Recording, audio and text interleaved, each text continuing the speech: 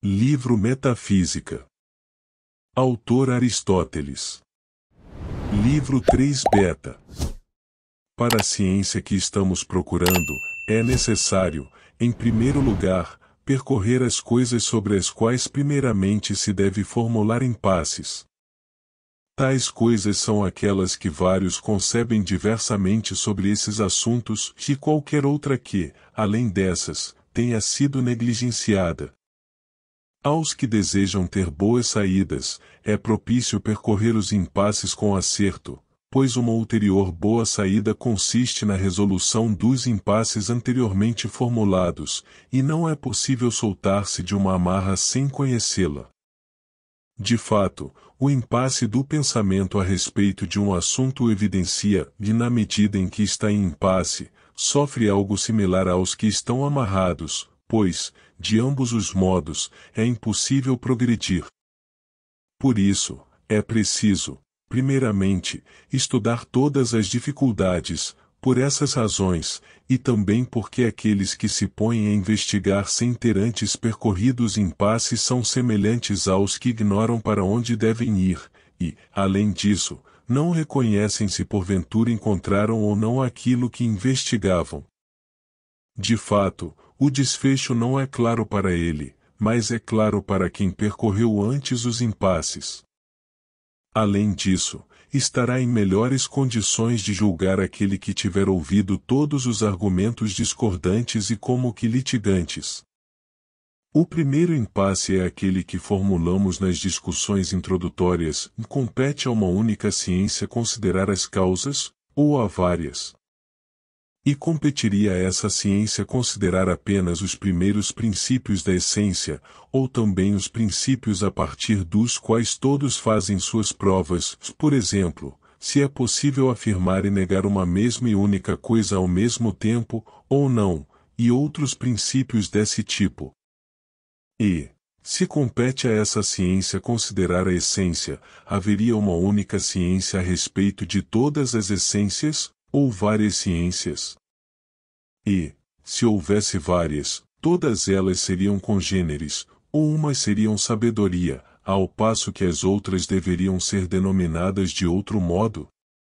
Também isto, precisamente, é necessário investigar. Devemos dizer que existem apenas as essências sensíveis, ou além dessas, outras, isto é, as essências seriam de um só modo, ou existiriam vários gêneros de essência, a exemplo dos que concebem as formas e as coisas matemáticas como intermediárias entre aquelas e as coisas sensíveis? Devemos examinar essas coisas, conforme dissemos, assim como devemos examinar se este estudo é apenas a respeito das essências, ou também a respeito dos concomitantes que se atribuem às essências em si mesmas. Além disso, a respeito do o mesmo, do o outro, do o semelhante, do o dissemelhante, da o contrariedade, do o anterior, do o posterior e de todas as demais coisas em torno das quais os dialéticos se propõem a investigar, pautando suas investigações tão somente pelas opiniões reputadas, a respeito de todas essas coisas, a quem compete estudar. Além disso, a quem compete estudar as coisas que se atribuem a esses itens em si mesmos, e não apenas o que é cada um deles, mas também se há, para cada contrário, apenas um contrário? E os princípios e elementos seriam os gêneros, ou, antes, os itens inerentes nos quais cada coisa se divide? E, se os gêneros fossem princípios, seriam os gêneros últimos que se dizem sobre os particulares, ou os gêneros primeiros, isto é, qual dos dois seria princípio, e mais existiria a parte do que é particular, o animal ou o homem? Devemos sobretudo investigar e nos empenhar em saber se há, para além da matéria, algo que seja em si mesmo causa, e se tal coisa seria separada ou não, e se seria uma só ou várias em número, e se há algo para além do composto, chama o composto ou quando algo se predica da matéria, ou não há nada, ou se, de algumas coisas, há, mas, de outras, não, e quais seriam tais entes? Além disso, os princípios estão delimitados em número ou em tipo, os que residem nos enunciados, e os que residem no subjacente. E os princípios das coisas corruptíveis e das incorruptíveis, seriam os mesmos, ou distintos? E todos os princípios seriam incorruptíveis, ou seriam corruptíveis os das coisas corruptíveis? Além disso, eis o que é o mais difícil e envolve o maior impasse, no um e o ente, como os pitagóricos e Platão propunham, não seriam uma outra coisa, mas seriam essência dos entes. Ou não, antes, haveria uma outra coisa subjacente, como Empédocles afirma a amizade, outro, o fogo, outro, água ou ar. E os princípios são universais, ou como as coisas particulares? E são em potência, ou efetivamente? Além disso, seriam princípios de uma outra maneira, ou pelo movimento? De fato, também isso propicia muito impasse. Além disso, os números, comprimentos, figuras e pontos seriam certas essências, ou não?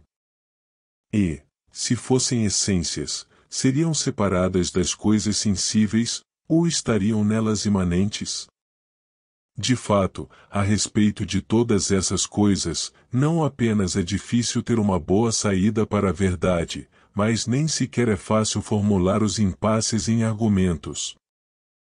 Capítulo 2. Primeiramente, a respeito dos impasses que primeiramente mencionamos, compete a uma única ou a várias ciências considerar todos os gêneros de causas. Como poderia competir a uma única ciência vir a conhecer os princípios, se estes não são contrários? Além disso, em vários entes, não se encontram todas as causas, e de que modo, no domínio daquilo que não é suscetível de movimento, poderia-se dar um princípio de movimento, ou a natureza do bem? De fato, tudo que é um bem é, em si mesmo e por sua própria natureza, um fim, e é causa de tal modo que, em vista dele, outras coisas são e vêm a ser, e o fim, isto é, ou em vista de que, é fim de alguma atividade, e todas as atividades se dão com movimento. Por conseguinte, no domínio daquilo que não é suscetível de movimento, não é possível haver este tipo de causa, nem um bem em si. Por isso que nas matemáticas não se prova nada através desse tipo de causa, nem há nenhuma demonstração do tipo porque é melhor ou pior, mas, em geral, ninguém nem sequer menciona tais coisas, de tal modo que, por isso, alguns sofistas, como Aristipo, as enxovalharam, de fato, nas demais artes, mesmo nas de baixo valor, como na carpintaria e na arte de cortar couro, tudo se afirma, porque é melhor ou pior, ao passo que as matemáticas não tomam em consideração coisas boas e más. Além do mais, se são várias as ciências das causas, isto é, se é diversa a ciência de cada tipo de causa, qual delas devemos dizer que é a que procuramos? E, entre as ciências que dominam as causas, qual se deve dizer que é mais conhecedora do assunto que investiga? De fato, é possível que, em uma mesma coisa, se dê em todos os modos de causa, por exemplo, de uma casa, as causas de onde provém o movimento são a técnica e o construtor, ou em vista de que o é a função, a matéria são pedras e terra, e a forma é sua definição. Pelo que foi antes delimitado sobre qual, entre as ciências, se deve chamar a sabedoria, há alguma razão para assim chamá-las cada uma. De fato, na medida em que a sabedoria tem, no maior grau, um caráter dominante e hegemônico, e na medida em que é justo que as demais ciências, como servidoras, nem sequer lhe dirijam a palavra, é a ciência do fim e do bem que seria tal, pois as demais coisas são em vista deste último. Por outro lado, na medida em que se definiu que a sabedoria é a ciência das primeiras causas e daquilo que é o mais cognoscível, seria tal a ciência da essência, dado que dizemos que, entre aqueles que conhecem de diversos modos uma mesma coisa, quem reconhece o que a coisa é pelo que ela é a conhece mais do que quem a reconhece pelo que ela não é, e, entre aqueles primeiros, conhece mais, e no maior grau, quem sabe o que é a coisa, mas não quem sabe de que quantidade ela é, ou de que qualidade, ou o que ela naturalmente faz ou sofre. Além do mais, também em outros domínios, julgamos que conhecer cada coisa, inclusive aquelas das quais a demonstração se dá quando sabemos o que ela é, por exemplo, o que é produzir quadratura, a descoberta de uma média proporcional, semelhantemente nos demais casos, mas, a respeito do vir a ser, das ações e de toda mudança, quando conhecemos o princípio do movimento, o qual é distinto do fim e oposto a ele. Por conseguinte, se poderia julgar que competiria às ciências diversas considerar cada uma dessas causas. Além disso, também é suscetível de disputa se os princípios demonstrativos competem a uma ou a várias ciências, por demonstrativos, quero dizer as opiniões comuns a partir das quais todos fazem suas provas. Por exemplo, que o é necessário, em qualquer caso, ou afirmar ou negar, e que o é impossível ao mesmo tempo ser e não ser, e todas as demais proposições deste tipo. Desses princípios e da essência, há uma única ciência, ou ciências respectivamente diversas? E, se não houver uma só, qual delas se deveria denominar a que agora se procura? Por um lado, não é razoável competir a uma única ciência, de fato, porque saber sobre eles seria mais próprio à geometria do que a qualquer outra. Mas, se for indiferentemente próprio a qualquer uma e não for possível ser próprio a todas, então, assim como não será próprio às demais, também não será próprio à ciência que conhece a essência conhecer a respeito deles. Ao mesmo tempo, de que modo poderia haver ciência deles? Ora, o que cada um deles porventura é, reconhecemo-lo presentemente, já ao menos, outras artes utilizam-se deles como itens conhecidos. Mas, se houver uma ciência demonstrativa a respeito deles, será preciso haver um gênero subjacente, assim como afecções e axiomas dos mesmos, de fato, é impossível haver demonstração de tudo, pois a demonstração, necessariamente, procede a partir de certas coisas, é a respeito de certa coisa e é demonstração de certas coisas. Por conseguinte, decorreria haver um mesmo gênero de todas as coisas que se provam, pois todas as ciências demonstrativas utilizam-se dos axiomas. No entanto, se forem diversas a ciência da essência e a ciência desses princípios, qual delas seria naturalmente anterior e mais decisiva? De fato, os axiomas são universais no mais alto grau, e são princípios de tudo. Se não competir ao filósofo, a que outro competirá considerar o verdadeiro e o falso a respeito deles? Em geral, há uma única ciência de todas as essências, ou várias ciências. Se não houver uma única, de que tipo de essência devemos considerar que é esta ciência? Não é razoável haver uma única ciência de todas, pois, neste caso, haveria também uma única ciência demonstrativa a respeito de todos os concomitantes, dado que toda ciência demonstrativa estuda, a partir das opiniões comuns, e a respeito de algo subjacente, os concomitantes que se lhe atribuem em si mesmo. Assim, a respeito de um mesmo gênero, compete a uma mesma ciência estudar, a partir das mesmas opiniões, os concomitantes que se lhe atribuem em si mesmo. De fato, aquilo a respeito de que o compete a uma única, assim como compete a uma única aquilo de que procede, ou quer seja a mesma, quer seja outra, de modo que também competiria estudar os concomitantes, quer estas mesmas o estudem, quer uma única, a partir delas. Além disso, este estudo seria apenas a respeito das essências, ou também a respeito dos concomitantes que se lhes atribuem?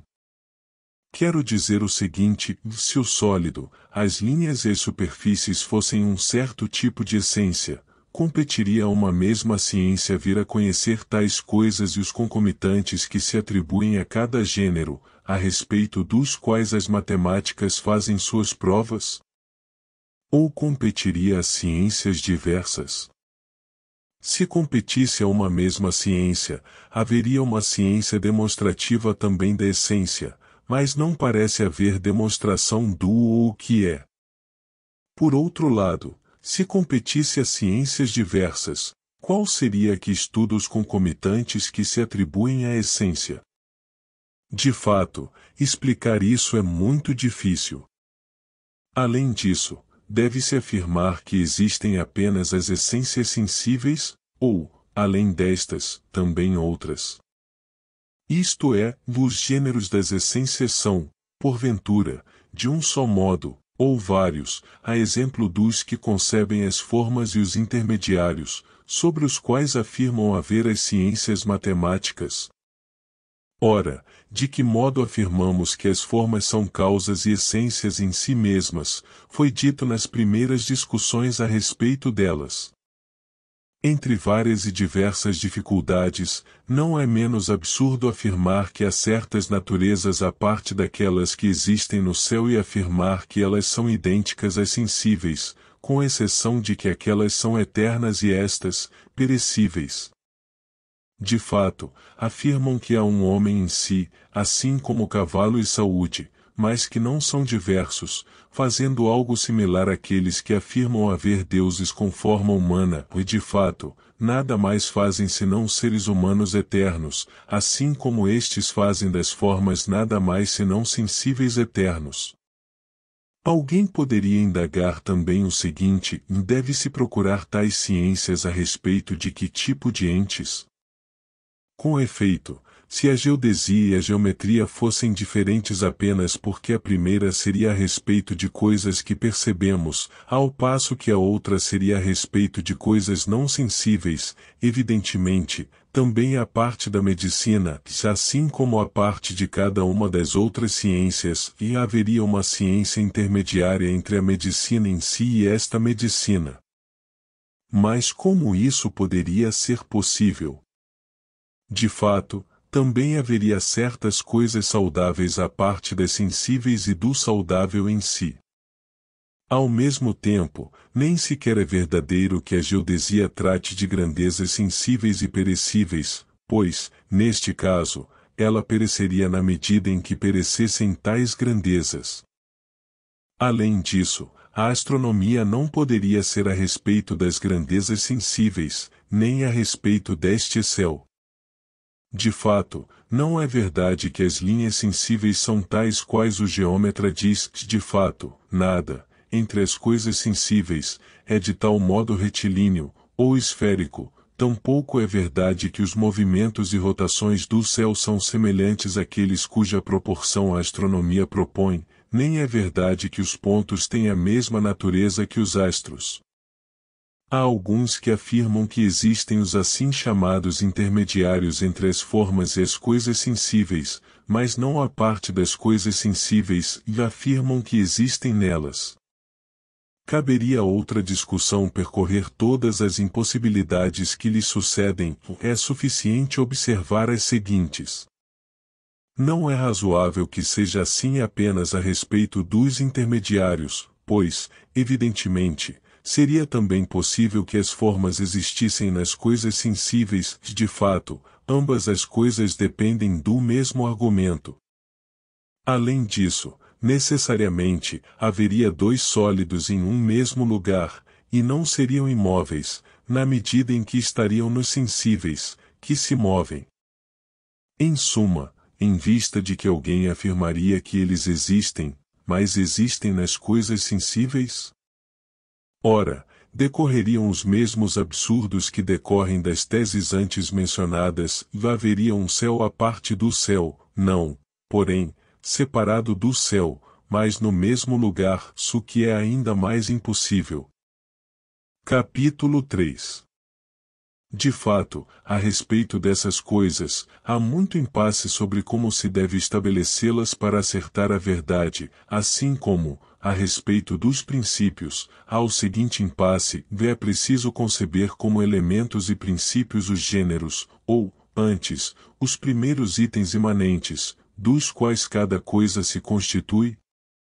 Por exemplo, da voz, parecem ser elementos e princípios as coisas de que as vozes primeiramente se constituem, mas não aquilo que é comum, isto é, a voz. Também denominamos o elementos ou das construções geométricas aqueles itens cujas demonstrações estão inerentes nas demonstrações de outros, ou de todos, ou da maioria deles, e além disso, tanto os que afirmam haver vários elementos dos corpos, como também os que afirmam haver apenas um, afirmam que são princípios os itens de que as coisas consistem e de que se constituem. E Empédocles, por exemplo, afirma que o fogo, a água e os elementos que os acompanham são os itens imanentes de que provêm os entes, mas não os afirma como gêneros dos entes. Além do mais, se alguém quiser observar a natureza de certas coisas, por exemplo, observar de quais partes se constitui uma cama e de que modo elas se compõem entre si, então é que conhecerá sua natureza. Assim, por estes argumentos, não é plausível que os gêneros sejam os princípios dos entes. Por outro lado, se reconhecemos cada coisa através de suas definições, e se os gêneros são princípios das definições, necessariamente, os gêneros deverão ser princípios também das coisas definidas. Se adquirir conhecimento dos entes é adquirir conhecimento das formas específicas pelas quais se denominam os entes, é certo que os gêneros são, ao menos, princípios das formas específicas.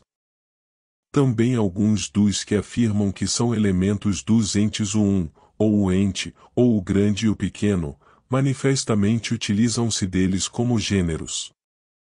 Além disso, tampouco é possível afirmar que os princípios são de ambos os modos. Com efeito, a definição da essência é uma só. No entanto, serão distintas, por um lado, a definição pelos gêneros, por outro, a definição que enuncie de que itens imanentes algo se constitui. Além disso, mesmo se sobretudo os gêneros fossem princípios, seria preciso considerar como princípios os gêneros primeiros, ou os últimos, que se predicam dos indivisíveis. De fato, também isso admite disputa.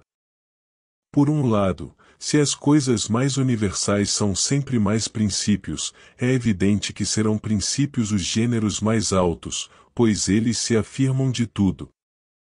Neste caso, os princípios dos entes seriam tantos quanto os gêneros primeiros, de modo que o ente e o haveriam de ser princípios e essências, pois são sobretudo eles que se afirmam de todos os entes. No entanto, não é possível que o um e o ente sejam gêneros dos entes. De fato, as diferenças de cada gênero, necessariamente, são, e cada uma delas é uma, mas é impossível que sejam predicados das diferenças próprias às espécies de um gênero, ou o gênero, sem suas espécies, de modo que, se o um e o ente fossem gêneros, nenhuma diferença poderia ser ente, nem poderia ser um. Além do mais, se o ente e o um não forem gêneros, tampouco poderão ser princípios, se, precisamente, os gêneros forem princípios. Além disso, também os itens intermediários, assumidos conjuntamente com as diferenças, serão gêneros, até os itens indivisíveis. De agora, contudo, julga-se que uns o seriam, outros não. Além disso, as diferenças seriam ainda mais princípios do que os gêneros. E, se também elas forem princípios, os princípios hão de se tornar, por assim dizer, ilimitados, sobretudo se considerar como princípio o gênero primeiro. Além do mais, se um tem mais a forma de princípio, e se é um indivisível, e se tudo que é indivisível o é por quantidade ou por forma, e se o indivisível por forma é anterior, e se os gêneros são divisíveis em formas específicas, seria maior um ou que se predica como último, de fato, homem ou não é gênero dos homens particulares. Além disso, nas coisas em que há algo anterior e algo posterior, não é possível que o item que está sobre elas seja algo à parte delas. Por exemplo, se o primeiro entre os números for a díade, não poderá haver um número à parte das espécies de números, e, se não há espécies destes, dificilmente haveria, de outras coisas, gêneros à parte das espécies, pois é sobretudo deles que se julga haver gêneros, ou no entanto, entre os itens indivisíveis, não há algo anterior e algo posterior. Além disso, onde há algo melhor e algo pior, o melhor é sempre anterior, por conseguinte, não poderia haver gênero dessas coisas. Por essas considerações, evidencia-se que os itens que se predicam dos indivisíveis seriam mais princípios que os gêneros. No entanto, não é fácil dizer como se deveria concebê-los como princípios. Com efeito, um princípio e uma causa devem ser a parte das coisas de que são princípio e causa, isto é, devem ser capazes de existir separadamente delas, mas por que alguém conceberia que algo é de tal modo separado do particular, a não ser porque se predica universalmente, isto é, de todos? Ora, se for por isso, deve-se considerar que são mais princípios os itens mais universais, de modo que os primeiros gêneros é que seriam princípios. Capítulo 4. Depois desses, há um impasse que é o mais difícil de todos, e que é mais necessário considerar, sobre o qual se propõe a presente discussão. Com efeito, se não há nada à parte das coisas particulares, e se as coisas particulares são ilimitadas, como seria possível adquirir conhecimento de coisas ilimitadas? De fato, para tudo que conhecemos, conhecemos na medida em que se dá algo único e idêntico, isto é, na medida em que algo se atribui universalmente. No entanto, se isso for necessário, ou seja, se for preciso haver algo à parte das coisas particulares, será necessário que os gêneros, ou os últimos, ou os primeiros, existam à parte das coisas particulares. No entanto, que isso é impossível, foi há pouco formulado nos impasses. Além disso, se, de todo modo, há algo à parte do composto quando algo se predica da matéria, seria preciso que houvesse algo à parte de todas as coisas, ou à parte de algumas sim, mas, à parte de outras, não? Ou não seria preciso haver à parte de nenhuma? Por um lado, se não houver nada à parte das coisas particulares, não haverá nada que fosse inteligível, mas todas as coisas serão sensíveis e não haverá conhecimento de nenhuma, a não ser que se afirme que a sensação é conhecimento.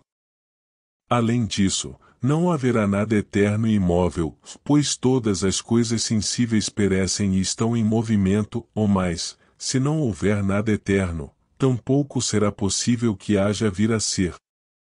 De fato, é necessário que exista algo que esteja em processo de vir a ser, assim como algo a partir de que venha a ser, e o último desses itens não é suscetível de vir a ser, dado que tal série para e é impossível vir a ser a partir do não-ente. Além disso, havendo vir a ser em movimento, é necessário que haja também limite, de fato, nenhum movimento é ilimitado, pois há um fim de todo movimento, e não pode suceder que venha a ser aquilo que é impossível vir a ser, e aquilo que veio a ser necessariamente é, no momento em que primeiramente veio a ser. Além disso, se a matéria fosse eterna, por ser não suscetível de gerar-se, seria ainda mais razoável que o fosse a essência, que é aquilo que a matéria vem a ser, se nem esta nem aquela puderem ser eternas, nada, em geral, poderá existir, e, se isso é impossível, é necessário que exista algo à parte do composto, da forma ou o tipo específico. Por sua vez, se alguém admitir tal tese, há um impasse de saber sobre quais coisas admitir e sobre quais coisas não admitir. De fato, é evidente que não é possível admiti-la sobre todas as coisas, pois jamais admitiríamos que há uma casa à parte das casas particulares. Além disso, a essência de todas essas coisas será uma única, por exemplo, dos seres humanos?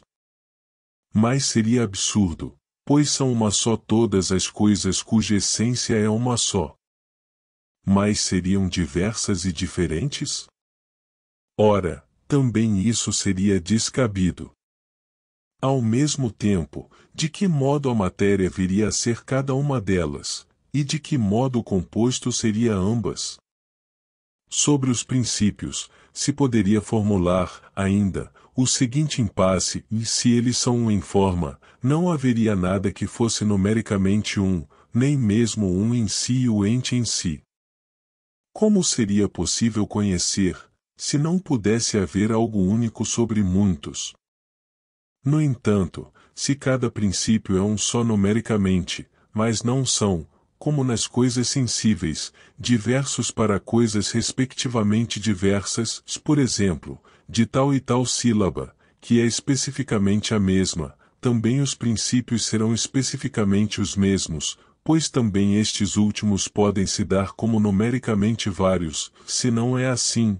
Se os princípios dos entes são numericamente um, não poderia haver nada mais, além dos elementos. De fato, numericamente um ou o particular ou não tem nenhuma diferença, dado que, por o particular, queremos dizer o numericamente um, ao passo que o universal ou é o que se dá sobre eles. Assim, é do mesmo modo que, se os elementos da voz fossem limitados em número, seria necessário que todas as letras fossem em número igual aos elementos, não sendo possível haver duas ou mais de um mesmo tipo. Um impasse não menor que nenhum foi deixado pelos de agora e pelos de antes. Os princípios das coisas corruptíveis e incorruptíveis são os mesmos, ou são distintos? Se são os mesmos, de que modo umas coisas são corruptíveis, outras, incorruptíveis? E por que causa?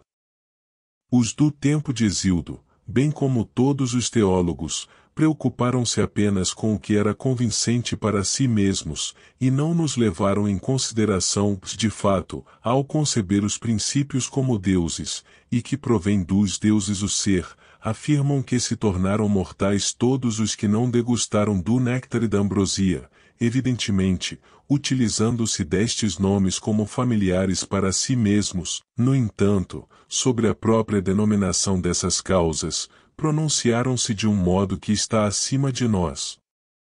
De fato, se é por prazer que tocam no néctar e na ambrosia, estes não são causas do ser, ou mais, se são causas do ser, como poderiam eles ser eternos, se carecem de alimento? No entanto, sobre os que mostraram sua sabedoria de forma mítica, não vale a pena examinar com esmero. É preciso procurar saber junto aos que se pronunciaram por demonstração, perguntando-lhes por quê, porventura, sendo provenientes dos mesmos princípios, alguns entes são eternos em sua natureza, ao passo que outros se corrompem. Dado que não dizem qual é a causa, nem é razoável que seja desse modo, é evidente que seus princípios e causas não podem ser os mesmos. De fato, aquele que se poderia julgar que se pronuncia mais coerentemente consigo mesmo, Empédocles, padece da mesma coisa. De início, ele concebe o ódio como uma causa de destruição, ou no entanto, também este último parece, não menos que a amizade, gerar a partir do um, pois todas as demais coisas, exceto o Deus, dele procedem. Ao menos, diz que ele é aquilo de onde provém tudo que era, tudo que é e tudo que depois será, de onde brotaram árvores, homens e mulheres, feras, pássaros e os peixes que se nutrem na água, assim como os deuses de longa vida. Mesmo sem esses versos, isso seria evidente, dado que, se não estivesse presente nas coisas, todas seriam uma só, como ele diz. De fato, quando as coisas estão juntas, o ódio por último para. por isso, decorre-lhe que o Deus mais feliz é menos inteligente que os demais, pois não conhece todas as coisas, dado que não possui o ódio e o conhecimento é do semelhante pelo semelhante.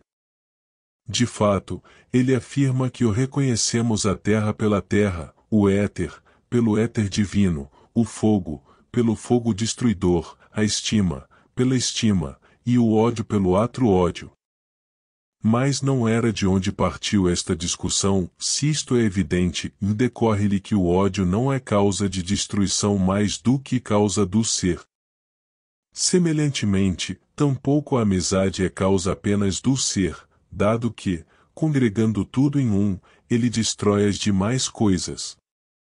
Ao mesmo tempo, não menciona nenhuma causa da própria mudança, a não ser que o assim se dá naturalmente, ou assim, quando o grande ódio se nutre nos membros, e desperta para as honras do tempo de troca que lhes foi atribuído pelo largo juramento, como se fosse necessário ocorrer a mudança, contudo, ele não elucida nenhuma causa da mudança. Entretanto, ao menos ele é o único que diz coerentemente o seguinte, e não concebe alguns entes como corruptíveis e outros como incorruptíveis, mas concebe todos como corruptíveis, exceto os elementos.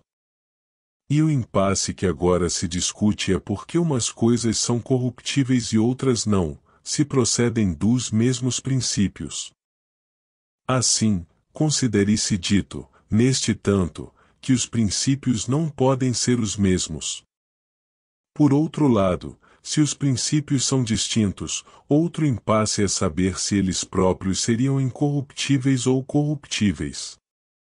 Se eles forem corruptíveis, evidentemente será necessário que também eles provenham de algo que, de fato, tudo se corrompe naquilo de que provém, por conseguinte, decorrerá haver outros princípios, anteriores aos princípios, no entanto, isso é impossível, quer a série pare, quer vá ao infinito. Além do mais, como poderiam existir as coisas corruptíveis, se os princípios pudessem ser destruídos? Mas, se os princípios forem incorruptíveis, por que, a partir deles, que são incorruptíveis, haveria coisas corruptíveis, ao passo que, a partir de outros princípios, haveria coisas incorruptíveis? De fato, isso não é razoável, ou é impossível, ou carece de muita justificação. Além disso, ninguém tentou conceber princípios distintos, pois todos concebem como os mesmos os princípios de tudo.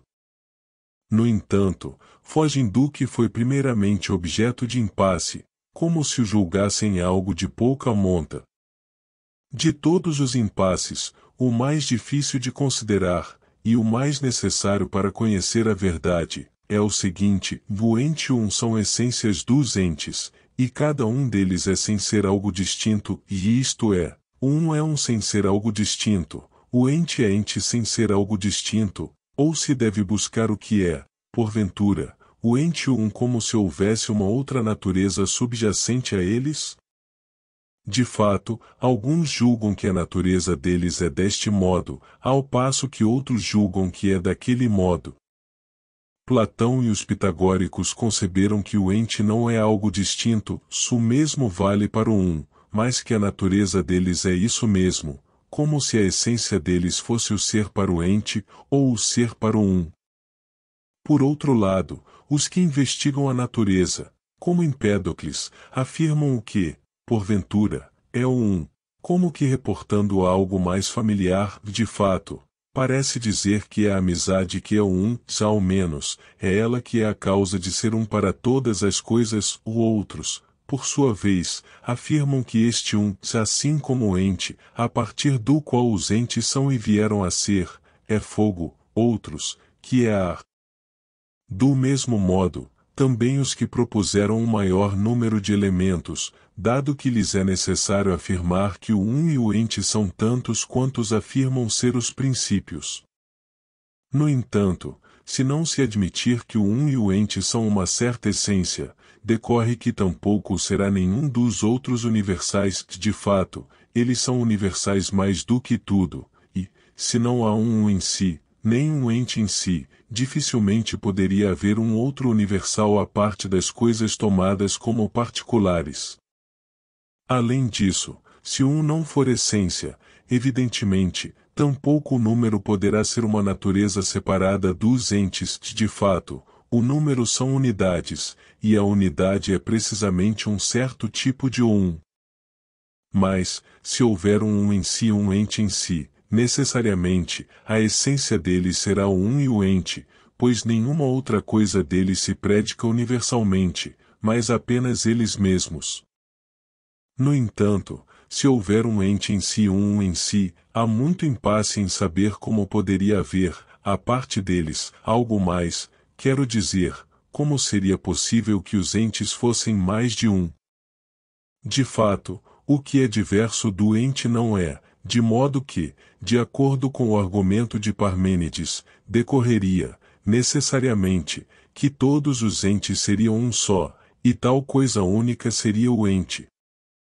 De ambos os modos é difícil, quer um não seja essência, quer seja essência um em si, é impossível que o número seja essência.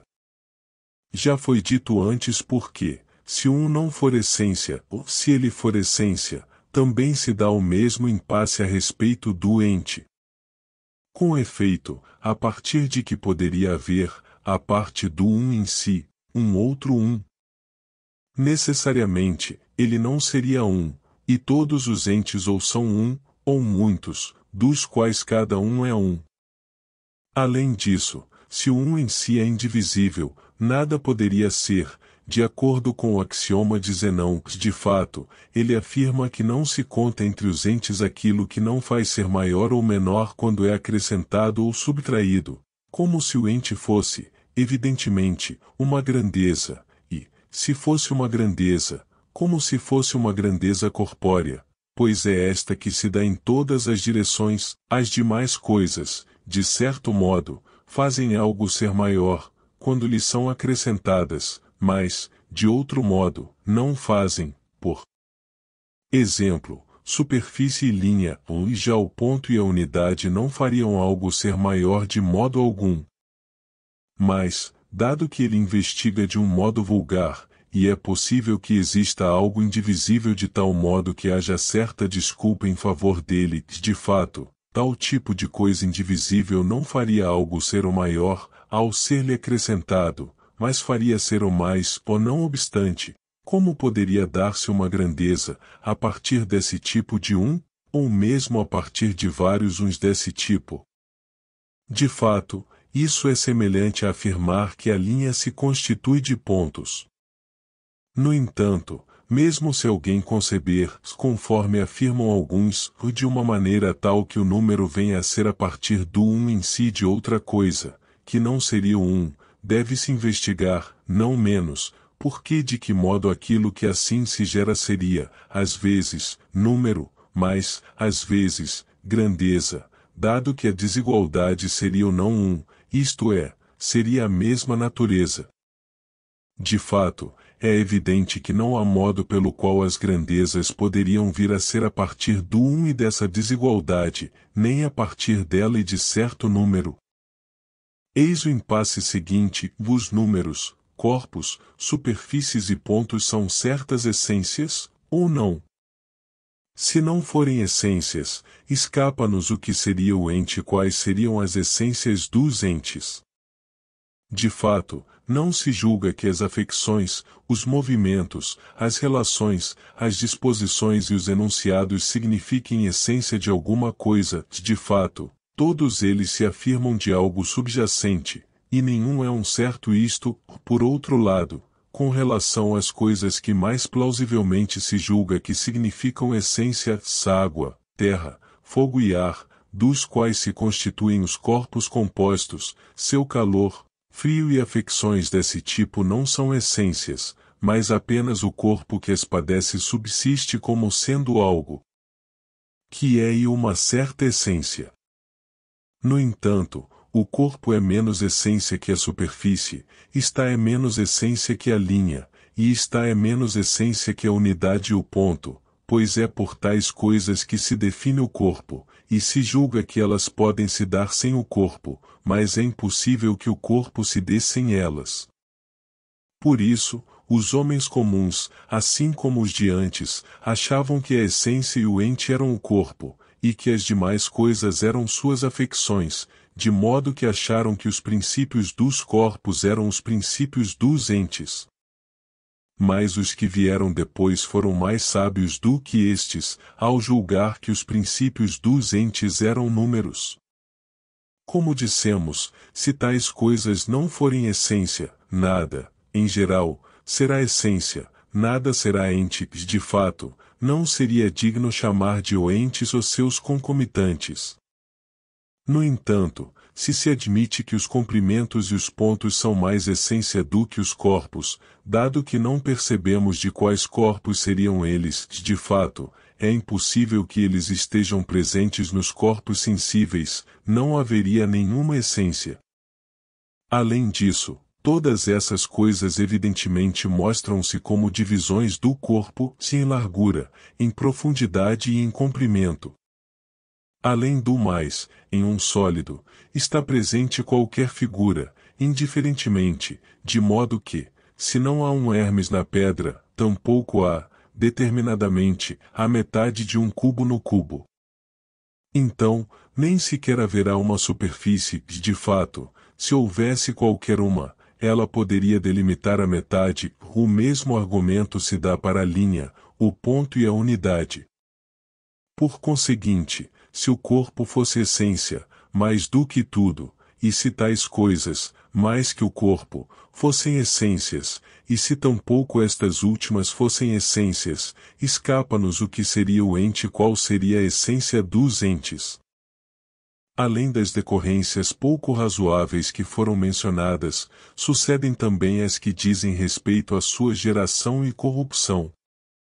De fato, julga-se que uma essência, se existe agora, não existindo antes, ou se não existir depois, existindo antes, sofre tais coisas por processos de vir a ser e corromper-se. No entanto, não é possível que pontos, linhas e superfícies, existindo em tal momento, mas não existindo em outro, sofram processo de vir a ser e corromper-se.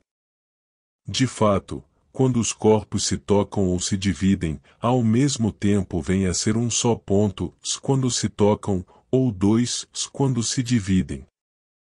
Por conseguinte, se os corpos se congregam, um ponto não existe, mas é destruído, e, na medida em que os corpos se separam, existem pontos que antes não existiam. De fato, o ponto, indivisível, não poderia se dividir em dois, se vêm a ser e se destroem, a partir de que viriam a ser?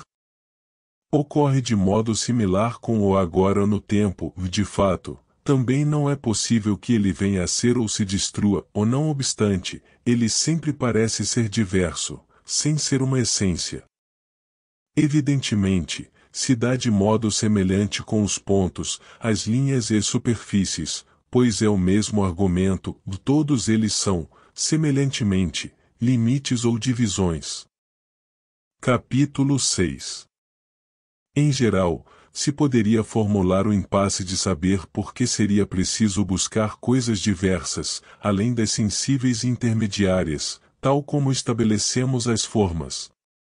De fato, se é porque as coisas matemáticas, embora sejam em algum aspecto diferentes das coisas daqui, não diferem em nada por existirem muitas de uma mesma forma, de modo que seus princípios não poderiam ser delimitados em número, como tampouco os princípios de todas as letras daqui são delimitados em número, mas por forma, a não ser que alguém considere esta sílaba aqui, ou esta voz aqui, o destas, os princípios podem ser delimitados também em número, ou não semelhantemente também a respeito das coisas intermediárias, pois também lá as coisas de mesma forma são ilimitadas, de modo que, se não houvesse, além das coisas sensíveis e das coisas matemáticas, outras, tais como alguns propõem as formas, não poderia haver uma essência única em número, mas apenas por forma, tampouco os princípios dos entes poderiam ser de uma certa quantidade em número,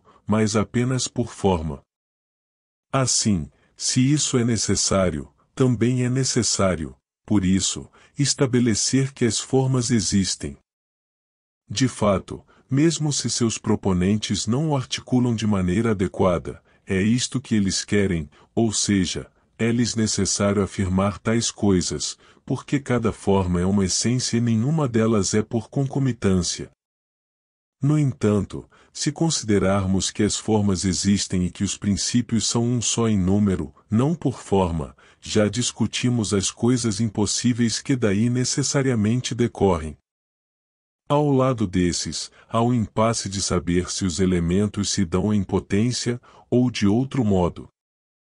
De fato, se for de um outro modo, existirá algo anterior aos princípios, pois a capacidade é anterior àquela causa, mas não é necessário que tudo o que é capaz se tenha daquele modo. Por outro lado, se os elementos se dão em potência, é possível que nenhum ente exista, dado que é capaz de ser também aquilo que não mais é de fato, é aquilo que não é que venha a ser, mas não vem a ser nada que seja impossível ser. Assim, é necessário formular tais impasses a respeito dos princípios, bem como indagar se são universais, ou tais como as coisas que denominamos particulares.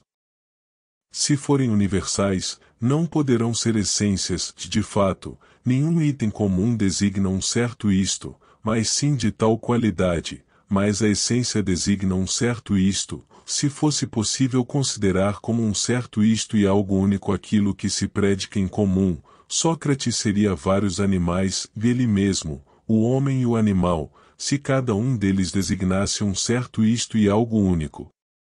Assim, se os princípios forem universais, serão estas as decorrências. Por outro lado, se não forem universais, mas tal como são as coisas particulares, não poderão ser suscetíveis de conhecimento, pois, de todas as coisas, o conhecimento é universal, de modo que, anteriores aos princípios, deverão haver princípios diversos, os que se predicam universalmente, se pretende haver conhecimento deles.